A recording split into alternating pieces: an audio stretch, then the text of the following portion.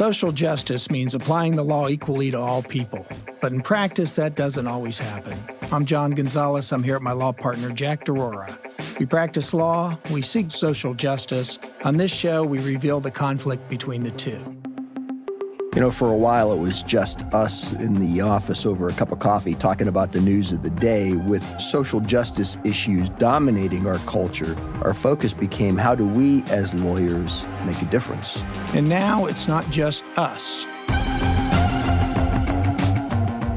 Today, we have back with us Justice Michael Donnelly, former Justice of the Ohio Supreme Court, to talk about the judiciary and what he's doing to improve it after leaving the bench. Welcome, Justice Donnelly. It's good to have you back. Thank you very much for having me. It seems just like yesterday that we did our first podcast together 6 years ago. Jack, you know of a case that I've had. It was in the Supreme Court. It was Mr. Hatton. And I wanted to kind of start our discussion with a little bit of background to bring you back up to speed. So Mr. Hatton was convicted of rape in 1997, sentenced to 39 years in prison. After serving 22 years, he filed a motion for new trial based upon some documents he found in a public records request in 2018. So he found those new records, filed a motion for new trial in May of 2019. Those types of motions are left to the discretion of the trial court, who overruled it. He then took it up to the Court of Appeals, lost there. But in November of 2022, now mind you, May of 2019, he filed for a new trial. In November of 2022, the Ohio Supreme Court reversed the judge in the Court of Appeals, and they granted him his motion. Now, what he ended up winning in that was the ability to file a motion for a new trial, and then they said that he had to have a hearing on it. Now, I'm not getting into the merits of the case at all, just the process. In March of 2023, the trial court then granted his motion for leave to file. In December of 2023, over a year later, he actually had his hearing. In April of 2024, the prosecutor appealed that. And to appeal that, the prosecutor had to ask for permission from the Court of Appeals. In February of this year, just 2 weeks ago, leave was granted. So now the appeal gets to be filed. This is 7 years after filing a motion to new trial. He's now been in prison 29 years, and he still hasn't had the merits of his case decided. I find that incredible. Once again, the law moving at glacial speed. Or is there something slower than glacial speed? Have you ever had a case that's gone on that long? I haven't. No. I haven't had one case that went on that long, but I have had one litigant who has been repeatedly suing my clients since 2014. So I appreciate the frustration. Well, Justice Donnelly has been trying to do something about this particular issue along with others. And where are you getting, if anywhere, Justice Donnelly, on trying to speed the process up? Well, John, what you just outlined, I consider one of the most serious flaws in the criminal justice system, particularly the post-conviction system in Ohio, which is in serious need of reform. But delay permeates the entire system, not just on the back end in post-conviction where it's the worst, but also on the front end as well. I could cite a domestic relations case that's pending in Cuyahoga County, where the couple filed for divorce in 2017, and the case is still pending, believe it or not. And we're here we are in 2025. But what you just outlined in your particular case highlights and illuminates the problem in post-conviction, particularly for people who claim that they are innocent. And as you stated, in Ohio, if you have an innocence claim, you just can't go into court and say, the jury got it wrong. The fortunate people, and it's hard to describe them as fortunate because of the delay that they encounter, but the fortunate people are the ones that claim that they have new evidence that, if true, would completely undermine the theory of guilt that was presented to the jury that convicted them in the first place. And it's hard to believe, but if you claim that you have this evidence, you are not legally entitled to a hearing in open court. The case against you may have been one person who identified you as the culprit under the theory that was presented at trial. And let's say 10 years down the road, this person completely recants their testimony and says that they were either mistaken or they were coerced into giving that testimony, whatever. If that happens, believe it or not, you are not entitled to present that new evidence in court. It's a discretionary call by the judge. And this is a deep flaw in the system that needs to be changed. And there is legislation pending right now in the Ohio legislature that would change that would require that if someone claims they're innocent and they have new evidence that they want to present, it would take the discretion away from judges, and the judge would be forced to have a hearing in open court where that evidence can be tested. Because under the law, if you can demonstrate that the theory of guilt has been completely undermined, the law requires that you be put back at square one, as if you just walked out of the arraignment room, had pled not guilty, and you're presumed innocent, then it's back in the states. The ball's back in the state's court. In the state, the state has to prove that charge beyond a reasonable doubt. My experience is that the inmates have a lot of time on their hands, and they're looking into everything. They do these public records requests, and they get their files from their lawyers from dating back decades. And so there are probably a lot of post-conviction motions being filed, and the courts, get overwhelmed with them, I'm sure. But you were also a part of the, I forget what it was called, but there was a task force on post-conviction. And one of the problems, as I recall reading some of the summaries from your task force, the prosecutors don't like to give up on these cases no matter what, do they? No, I mean, the system is designed to resolve disputes, whether it's a criminal dispute or a civil dispute. So,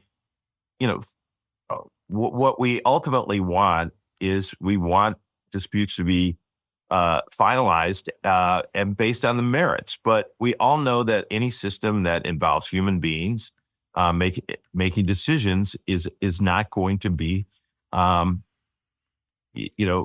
perfect, and mistakes are going to be made. So there has to be a process when those mistakes occur in order to remedy those mistakes. And prosecutors, I believe, who have a duty to seek truth and justice, they have a higher calling in our system. They should welcome legislation like this, because if the claim doesn't have any merit, they can demonstrate that at the hearing. So it's not something that should be feared. Oftentimes, prosecutors say, "Well, you're exacerbating the problem for the victims in the case." Well, if you're holding the wrong person, an innocent person in the case, that doesn't do anything for the victims.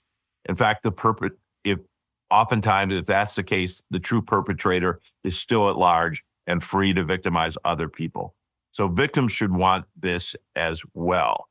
If someone claims that they're innocent and they have new evidence, that it's tested and it can be resolved there in open court where everyone, including the press and the public, can view whether this new evidence has any merit or not.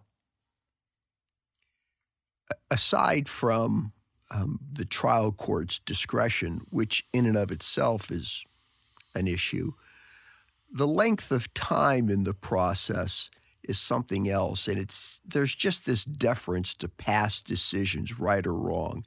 How did we get there? Yeah, I think the system has a lot of disputes entering it at any given time. Okay, in here in Cuyahoga County, which has the largest common pleas court, 34 judges. Generally speaking, there's about 11,000 indictments every year, and let's cite the reality of the system that has to process that many accusations and resolve that many disputes. We say in our case law and in our jurisprudence that you can't be punished for exercising your constitutional rights. But we all know that that is a myth.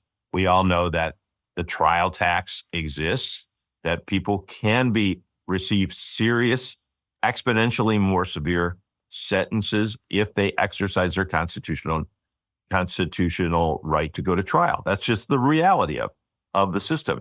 And 97% of all cases don't go to trial in our system. They are resolved through negotiated plea agreements.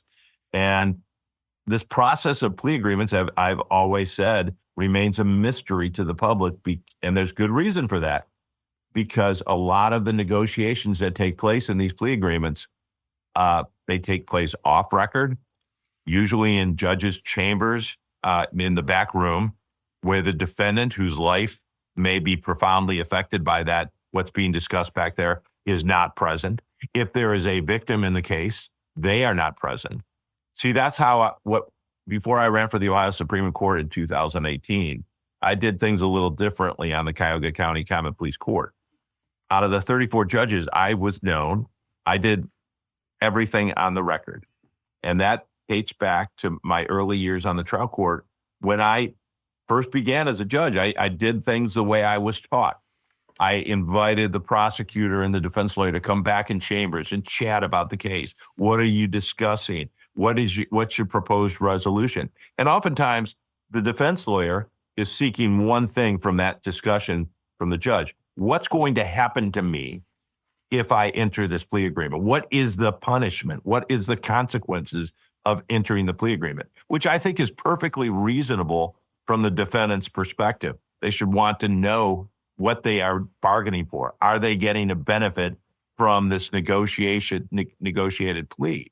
And so one day I said to my bailiff, I think these discussions should take place in open court with a court reporter, because that way everyone is held accountable, including me. If I make a representation on that induces that defendant to enter a plea, I don't get to change my mind 30 days later because I'm in a bad mood that day, or I just don't want to go along with the plea agreement. And I wrote a dissent when I was with the Ohio Supreme Court.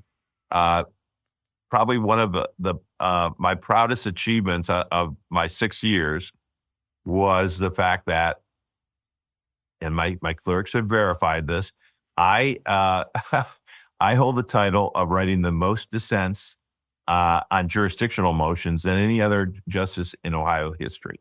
I wrote about 30 dissents on cases that did not get into the court they did not garner the 4 votes necessary to be brought in for review. And people ask me all the time when I talk about this, why did you do that? It seems like you have enough work to do on the cases that come in. Why did you spend your time? And the answer is, I didn't do it on every case that I voted for that did not get in. But if I saw a case that I believe was of great public importance, I believe the public is entitled to know not only what we bring in at the Supreme Court, but also what we pass up on. And one of those cases involved a defendant, I believe his name was Donnelly, who claims, if he's telling the truth, that his lawyer told him he had a backroom discussion with the judge, and if he pled, he would receive probation. If he received any time at all, it would not exceed 60 days in jail. So if he's telling the truth, he went in, he went through the plea colloquy with the judge and said what I described, in my opinion, as the biggest lie that's said in Ohio courts every single day. And what is that? It's when the judge says on record, Has anybody made any representations to you about what sentence you will receive if you change your plea? And and and oftentimes lawyers instruct their clients, and every lawyer listening to this knows that practices criminal law knows this is the case. You say no, even if the judge made a representation. So that's what happened to Mr. Dunlap. He went in, if he's telling the truth, and he said no, and then the judge went right to sentencing. But he didn't receive probation, as his lawyer, he claimed, represented, or 60 days in jail. He received 8 years in prison. Okay, so that case did not, and he claimed in a motion to withdraw the plea that he had evidence to present at a hearing that would have corroborated that statement. That was denied without a hearing. And that goes back to what we're talking about. The system in its design is beautiful. The fact that we have these freedoms that are protected, that we are presumed innocent, that it's the government, the onus is on the government to prove the accused beyond a reasonable doubt. The design is great, but the way it works in reality needs a lot of reform to make it more transparent. I think litigants, and we're seeing this more and more, at least in my mind, use the delays built into the system to really delay resolution because it benefits the litigant. It runs out the clock, I'm talking about there. It may keep somebody in jail. And I really think in Mr. Hatton's case, the prosecutor believes that he did this crime, and the longer they can keep him in jail for it, that's how they justify it. I'm speculating. They never told me that, but why not have a hearing and let's figure it out and get it concluded. And then in the cases Jack and I deal with, oftentimes it benefits our clients to not have a resolution because they keep the money in their pocket for a longer time. Maybe that's just cynical, but those delays are built into the system. Yeah. That is a problem that has to be dealt with not only in the criminal justice system, but also in the civil justice system. When you have an imbalance of power in both systems, let's take the civil justice system just for example, where if someone claims they're injured and they're seeking compensation from a jury, and they go and they hire a lawyer. They don't have the money to hire a lawyer, and a lot of people don't have that type of money to retain a lawyer. So the plaintiff bar works on contingency fee agreements in those types of cases. And then you have the defense bar that gets paid by the hour, right?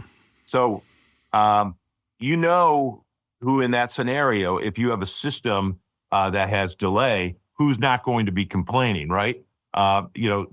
The defense bar is not going to complain about the case not getting resolved if you're getting paid by the hour, okay?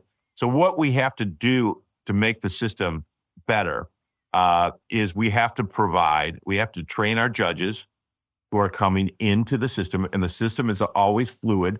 You always have new judges coming in. You have old judges like me going out, and you need to keep that training and impress upon the judges their obligation to provide litigants with ruling date certainty and trial date certainty, right? Every dispute that enters the system, criminal or civil, should on day one receive a case management order that has a trial date at the end. So the lawyers know that there's a light at the end of the tunnel. And you all know that is that trial date certainty, ruling date certainty, that is the fuel that runs the system towards resolution. Because if you have a deadline, you're going to start working, preparing the case, and judges should let lawyers do what lawyers do best. They assess the merits of the case or the lack of merits, and they get to a point, whether it's criminal or civil, where they decide, is it better to pursue this at trial, or can we negotiate a better resolution? And in the criminal system, that's a plea agreement. And in the civil system, that's usually a monetary settlement. You have to you got to get the lawyers to a position where they can engage in a cost-benefit analysis and decide whether it's in their client's best interest to resolve the case or to move forward and get this case in front of a jury. The Supreme Court monitors the timeliness of cases, right? And I'm not sure how much teeth that really has. Maybe you can explain that process. Yeah, every trial court judge, well, I was one for 14 years. We were required to, we work under certain guidelines that we are told by the Ohio Supreme Court that we have to follow in regards to resolving certain types of cases. And as you can imagine, the more complex the case, the more time you're granted by the Supreme Court. But those rules, as you just mentioned, John, don't have much teeth. Why is that? Because we don't have a unified court system here in Ohio. We have 88 counties, and all of those judges are elected by the citizens of that county. And while we respect what the Supreme Court says and we try to follow them, they really don't have that much control over that. And, putting these forms on the Ohio Supreme Court website doesn't seem to do the trick in terms of making the system uniformly more transparent and providing that trial date certainty. Let's go back to this notion of delay, because lawyers will always tell their clients nothing happens quickly, with about 2 or 3 exceptions in the law. There are a lot of reasons things move slowly. One is, maybe we don't have enough judges. Maybe judges spend too much time writing lengthy opinions. Maybe there's just too much deference in not wanting to accept the fact that the courts erred some time ago. But if you could wave your magic wand and propose one change to get the courts to move from a glacial speed to maybe that of a tortoise, what would you suggest? I would suggest that every single of the 400 common pleas general division judges and all the other judges, it doesn't matter what the dispute is, whether it's a criminal or civil dispute, or whether it's a probate dispute, or whether it's a domestic relations dispute. They're all disputes, right? They're all, what it boils down to is an accusation and a denial, right? Every single case that's coming in, that's what it boils down to, right? What would I do? I would have a uniform case management order on every single case, and no one walks away from that first meeting when the parties, the adversaries, meet each other for the first time and discuss the case. How much time do we need for discovery? How many depositions need to take place in this case? Are we going to file a motion for summary judgment in this case? Do we believe that would have merit? If that's the case, that has to be built into the case management order. The motion for the summary judgment and the opposition having an opportunity to respond to that. And then what the litigants are not getting in Ohio right now is the assurance that they will get a ruling on that motion for summary judgment far enough in advance of the trial date so that no one expends potentially unnecessary trial expenses, right? How many times have you all been waiting, whether you were on the opposition or whether you filed a motion for summary judgment, and you're waiting, and then your client calls you up and says, "Hey, you told me that we were supposed to get out of this case on summary judgment." Well, I still believe that's the case, but the judge hasn't ruled on the motion. Well, would you kindly call the judge, please, and ask he or she to rule on that motion? Well, you don't want to do that, right? Because you don't want to anger the person that you're seeking a favorable ruling. Oh, is there anything you could do? Yeah, well, you could file a writ of procedendo against that judge, the same judge that you're looking for a ruling, but that's probably not going to sit well for them either. So they just wait, and then you start telling your client, "Hey, we have to start expending the costs, the trial expenses, to prepare for this trial that may or may not take place based on if the judge rules." And you all heard of judges ruling the day before the trial, or maybe the day of the trial, denying motions for summary judgment. One lawyer told me he was in a rural county, and the judge held a case management order, and this was in the courtroom, and there were about 5 defense lawyers because there were 5 different parties in it, and the plaintiff lawyer was there with local counsel, and the defense lawyer said, "We'd like a motion for summary judgment order in the case management order." And the judge started laughing, and he said, "Hey, you boys must not be from around here. We don't take kindly to motions for summary judgment. In fact, we frown upon them." So here's the judge telling them, doesn't know anything about the merits of the case, but is telling them, you'll probably be wasting your money if you file a motion for summary judgment in this case. That's the system we have right now. Let's talk about those judges who do rule on motions for summary judgment. And I'm going to sound a little unlawyerly like when I say this, but why? Isn't there a way to communicate judges that they really don't have to spend so much time writing very long decisions? Get to it, make it faster, get it done. I just wonder if we're just asking too much of judges when they have the number of motions they have to decide, if they're erring on the side of being lengthy as opposed to concise and get it out the door. Yeah, I sympathize because I was a trial court judge for 14 years, and trial court judges have to make hundreds of decisions every single day. It's like a fire hose coming at them, right? And you don't have time and the luxury that I had for the last 6 years to sit back and think about my decision making, my analysis, to possibly change my mind. You just don't get to do that. But I don't think it's too much trouble to ask our trial court, and this goes back to training. We need to train judges to. There is no reason, as you mentioned, Jack, to give a lengthy opinion in a motion for summary judgment.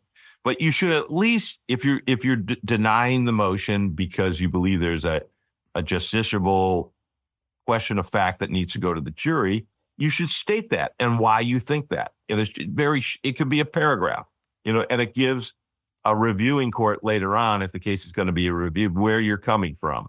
And this is the truth. I think a lot of judges think trial court judges think the less you say, the better, because the more you say opens you up for possible reversal down the road. But I really don't think that's the case. I just, some cases, okay, let's take the case that I wrote a dissent on that became probably the most infamous case from the Ohio Supreme Court. And that's the boneless chicken case, right? Berkheimer.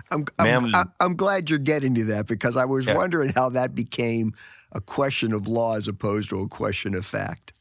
Well, I'm still waiting for an answer to that question. I wrote, for the first time in my career, I wrote two dissents. Not one when the decision came out in July of last year, and then I wrote another dissent, as did Justice Stewart, when the matter was voted, when it was reconsidered, and the vote came out the same.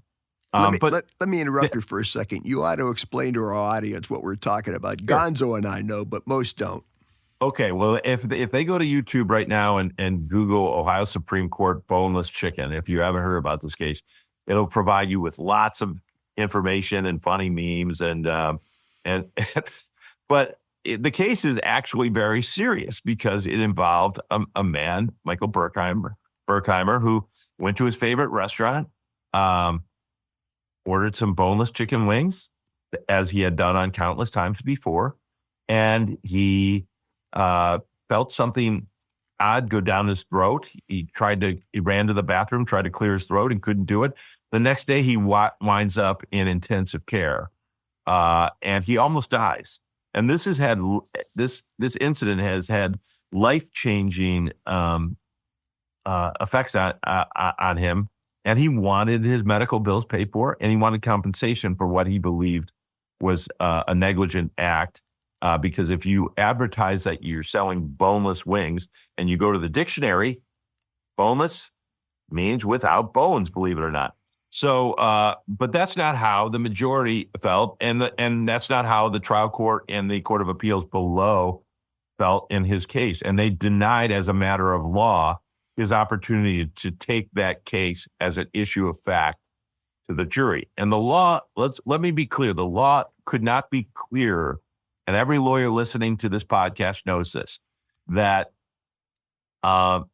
we have a reasonable expectation test in Ohio. And if reasonable people could differ as to whether one should expect to find a bone in your boneless wing, then that is an issue that should go to the jury.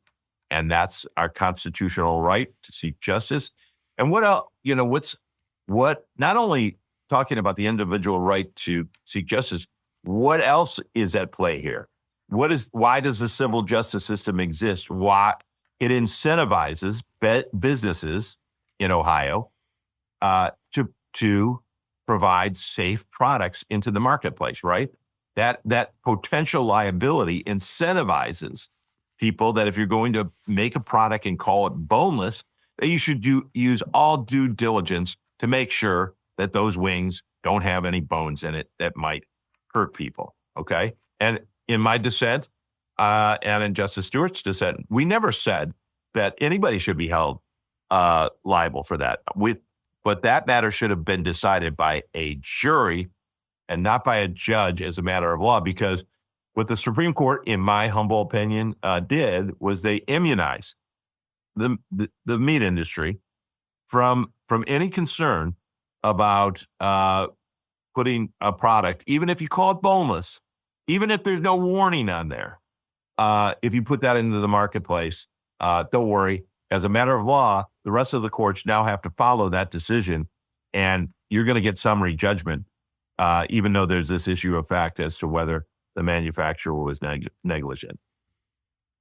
The issue of consistency in the judicial system is always paramount to me. Clients need to understand what's going to happen. Lawyers need to understand what's going to happen to give clients good advice.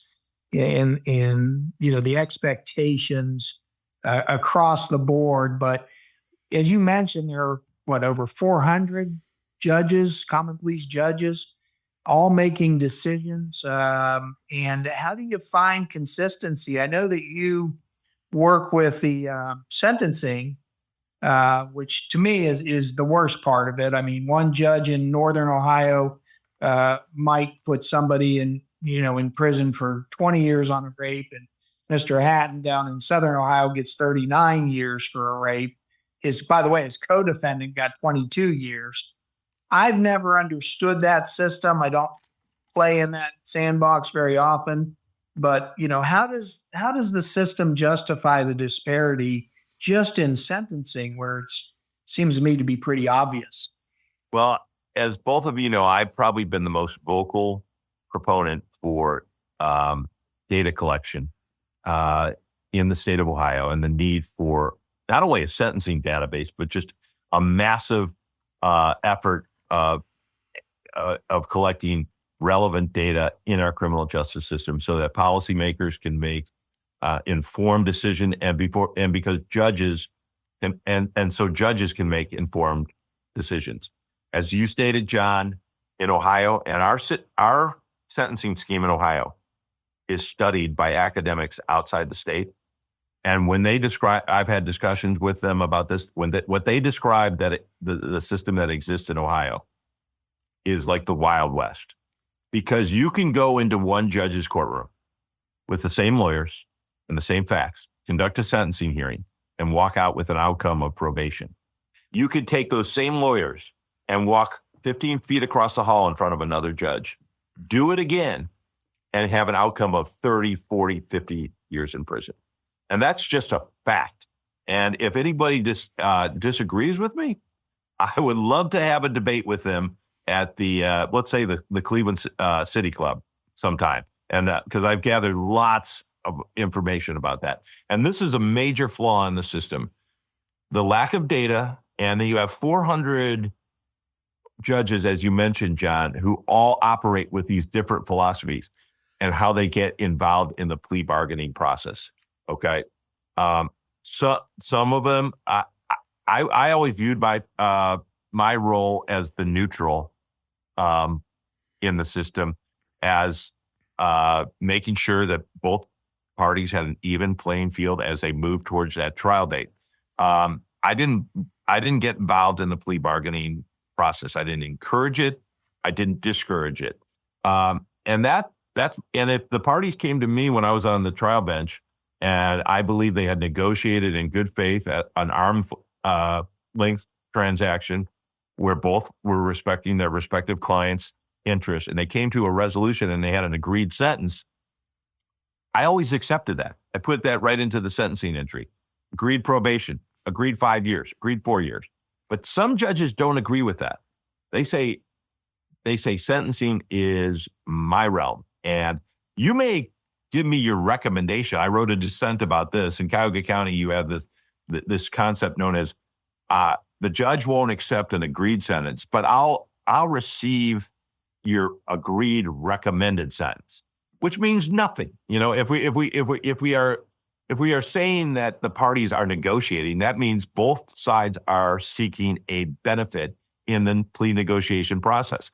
The state, we know what they're looking for. They want to resolve the case without going through the resources necessary to prove that case in open court and all that goes along with a conviction, appellate work. They want to resolve it and be done with it. Well, the defendant is looking for something as well too. They are usually looking for let's be clear here. They are looking for some degree of leniency in the consequences of what's going to happen to them if they enter that plea agreement. But I wrote a paper called Sentencing by Ambush. Too often what is happening, people are negotiating and they only find out on their sentencing date that they didn't receive any benefit at all. The state received their benefit, but they got hammered at their sentencing and they had no idea, and they were led like a sheep to wolves to that resolution. And that this is happening every single day. And it all started with the first case that I reviewed as an Ohio Supreme Court justice, and that was the state of Ohio versus Susan Gwynn in Delaware County, down near your folks, a little north of you. And she was going around, 55-year-old woman with no record. She was caught after a lengthy period of time. She was going into senior citizens' homes, dressing in scrubs as if she worked there, and taking items of property from the senior citizens that worked there. And, you know, interestingly, this was my first case in 2019, I dug into the record, and a lot of these items were not what traditional thieves take for resale value on the black market. She was hoarding them in overflowing boxes throughout her house, okay, when she was caught.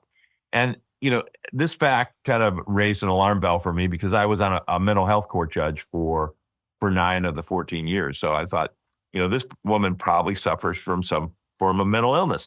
So I read her plea colloquy, and the judge was very thorough about everything that could happen to her if she entered the plea agreement. She had like maybe 40 counts of burglary, and the state offered to drop half of those counts if she pled to 17. And the judge told her that this could result in concurrent prison sentences, or if she entered the plea, she could get consecutive prison sentence. But the judge said several times, if I give you prison, meaning you are a candidate for what we call community control or probation, as is commonly known by the public. So she enters this plea. The state was silent. The state was silent as to what they intended to advocate for at sentencing during the plea colloquy. So she enters her plea. She seals her fate. She shows up 30 days later, and the judge conducts a sentencing hearing. And the state, for the very first time, says, "Judge, we're asking for 42 years in prison." And the defense lawyer says, "Judge, we are asking for probation." So you have the state asking for 42 years. You have the defense lawyer asking for probation, and the judge says you're both wrong and delivers a sentence of 65 years in prison. So Ms. Gwynn found out on her sentencing date she wasn't going home on probation as she hoped and what she advocated for. She was going to die in prison because she'd have to reach the age of 120 in order to fulfill her debt to society. And unlike murderers, some certain murderers and rapists who have indefinite sentences but have an opportunity to go before a parole board and gain release into the community, she doesn't have that opportunity. She doesn't have that opportunity. There's no parole for her. The only hope she has is if after she serves half of her sentence, whatever judge is sitting in that seat, and it won't be the judge who sentenced her, decides to release her on judicial release, which is, there are some judges in our system who have never in their career given judicial release to some people. And or her other pathway to some form of freedom is the governor's office of clemency. So that's her only hopes. That's the Ohio system that we have right now, which needs major reform. So we need data collection so that it provides judges who are exercising their discretion to be informed, not only about their own past decisions against similarly situated defendants, but with other judges and what they have done with similar sentences. And then if we have the data and we had judges trained on how to exercise their discretion in the probation or in the plea bargaining process, if we had those two things, I think the system would self-correct and would minimize that type of disparity that is programmed into the system. When I hear you talk about that, I think I'm glad I do civil jury trials. And, people think, well, how do you guess what a jury's going to do in a particular case? Well, we have the data. I mean, we can pull up multiple jury verdicts in Delaware County and find out how conservative of a county it is. But you never know what your judges are going to do unless you're in front of them day in and day out, possibly. But yeah, I think give me a jury of my client's peers in a civil case, and I can almost guess, what the verdict would probably be. So I just don't know how the criminal defense lawyers can live with some of those outcomes that you just can't anticipate. Well, let's remember what the law says about what trial court judges are supposed to do when they sentence. And it's all contained in Ohio Revised Code 2929.11. And that contains the overall purposes of sentencing in the state of Ohio. And it directs every trial court judge. And I had this laminated on my desk when I was a trial court judge for 14 years. When you listen to the prosecutor, you listen to the defense counsel, and they're making their arguments, you are to try to fashion a sentence that punishes the offender for what they did, protects the community against future offenses by that particular offender, set them on a course towards rehabilitation if necessary, and then the law states, and judge, remember, you are to use the least amount of our limited public resources in order to achieve those goals, right? That's the legislature, in my view, saying to the judges, hey, look, your sentences cost taxpayer money. Try to keep that in mind when you are trying to achieve these goals. And second, that same statute says you are to treat similarly situated defendants, regardless of irrelevant factors like the color of their skin or their socioeconomic place in society, with similar sentences. But here's the problem. Judges don't have the information in order to carry out that mandate. There's a great anecdote out of Franklin County. There's a criminal defense attorney down there, Diane Menashe, who I've written about this. And she had an interesting case. She was representing a woman who had been charged with involuntary manslaughter. Her client was a heroin addict and had tragically provided the victim in the case with a lethal dose of heroin and fentanyl, who died. And she was charged with involuntary manslaughter. And Diane was trying to negotiate with the state an agreed sentence, but they were not inclined to go there. So she was in front of a judge who she considered fair and that she could persuade with her arguments and mitigation. So she ended up pleading her client with no assurance as to what the outcome was going to be. And fortunately for her client, Diane heard through word of mouth that the state intended to ask for 13 years in prison for her client. which she intuitively knew did not match any other cases that she was aware of. So what did Diane do? She did something that no defense attorney in the state of Ohio has the time to do. She dug into the records of Franklin County, 50 hours worth of work, and provided the judge in that case with a sentencing memorandum that I never saw in 14 years. And it said, Judge, hey, I know the state's about to ask for 13 years in prison, but before you go there, I want to show you on the record what you've done in the past, what your colleagues have done in the past with similar cases that are virtually indistinguishable from what my client pled to. Okay. So before you go there, I want to let you know that. And that's what Diane did. And the judge on the record stated, I cannot ignore this data. And she received the sentence that she advocated for, because none of the data showed any type of sentence that exceeded 5 years in that case. And that's the power of data. That's because, a central tenet of justice that's been around since the time of Aristotle is you treat likes alike, right? So if a judge is going to treat someone different, when you show the judge on the record how he or she has treated other people in the past, they don't want to go there unless they can articulate a reason why. And I wrote about this. I talked to some law students who, of course, have grown up with much more data than I was ever exposed to growing up. And they buy into this completely, this concept of data-driven sentencing reform. I was pleased to find out that a trial court judge, after I spoke at the law school, invited someone with an opposing view. And that was a friend of mine from the trial court who disagrees with me. And so according to the professor, the trial court judge came into the room and said, I heard Donnelly was here. I heard he's advocating for data. I totally disagree with him. And what he did was he went up to the chalkboard and he drew a football goalpost. And he said, let me describe what the law gives me in terms of discretion. Here's the goalpost. And on one goalpost, he put 3 years for the minimum. And then on the other goalpost, he put 11 for the maximum.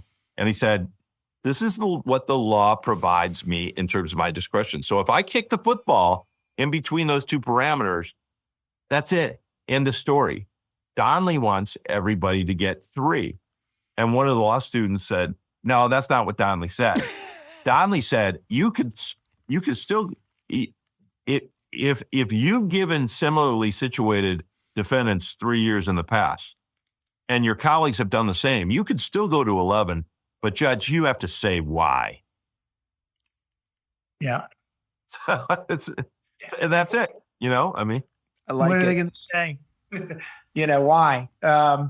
Justice Donnelly, so many topics and so little time, unfortunately. I think we got to have you back because I had a list of some other things I wanted to ask you about, but it was wonderful to have you on the high court because, your approach is intellectual. It wasn't political.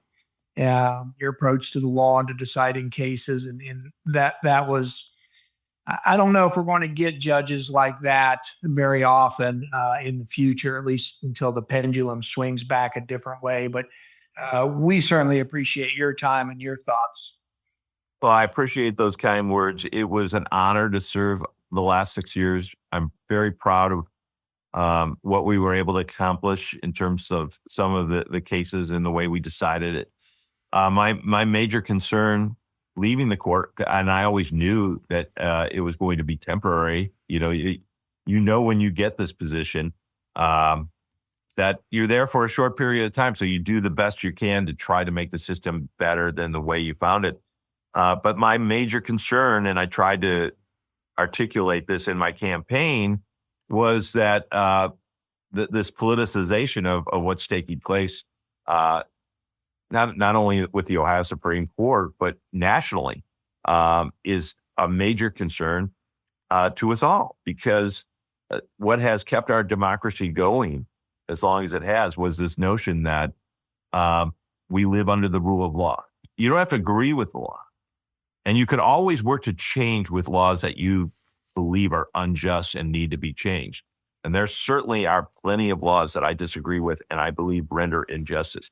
But the obligation in a society where you're always going to have policy differences, once those policies are codified into law, we all agree to follow the law, right? And I have a stack of cards here of people thanking me during the redistricting cases when we threw out the maps. Okay, but among those thank you notes were people saying to me, "Why don't you do something about this direct disobedience, as they perceive it, from the legislature and the redistricting commission from the mandate? It was a 4-3 decision, and they don't have to agree with it, but you have to follow it." And they didn't. And this is a problem in a society when the rule of law breaks down.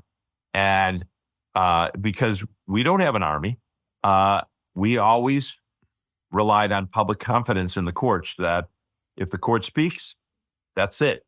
That's the law. You can always change the law. You can always go back and address it with the legislature. You could change constitutional amendments there's a process for that, but the law's the law. And I said that repeatedly. So now that I'm off the court, I'm going to look for opportunities to continue to advocate for a more improved, more transparent system and try to leave it a little better than the way I found it. I want to share, or I echo Gonzo's comments about how you have rendered decisions in the past and what you brought to the bench. So I'm happy you served as long as you did.